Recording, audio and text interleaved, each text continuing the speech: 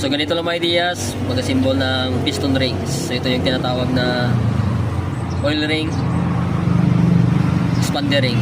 Ito yung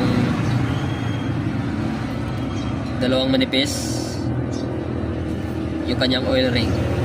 Expander ring, oil ring, dalawa manipis, at wiper ring.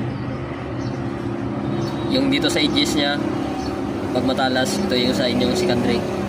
At yung compression ring, first ring na tinatawag, ito hindi matalim dito.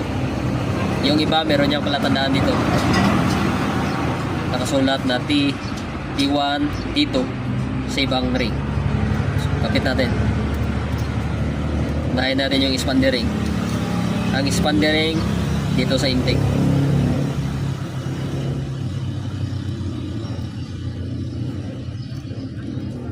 Intake.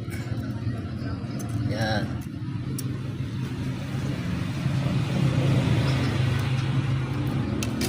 Tapos yung dalawang oil control ring dito yan sa exhaust space.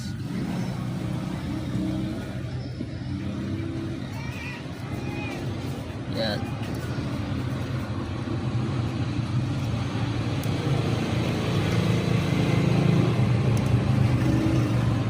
Yan. Tapos yung isa dito sa kabila. Cross pattern.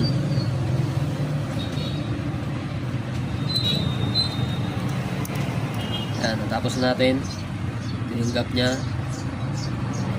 sa kabila at ang expander dito sa gitna sa intake. Pagkatapos second ring yung wiper ring. So wala sang nakasulat na T, so pwede yan kahit magkabaliktad.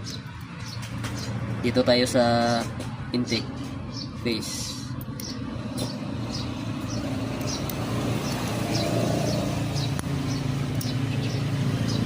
Pagkatapos itong operation ring, so kahit magkabaliktad rin kasi wala sang nakasulat na T1.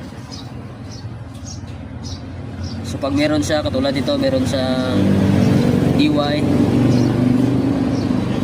ito yan. Yan.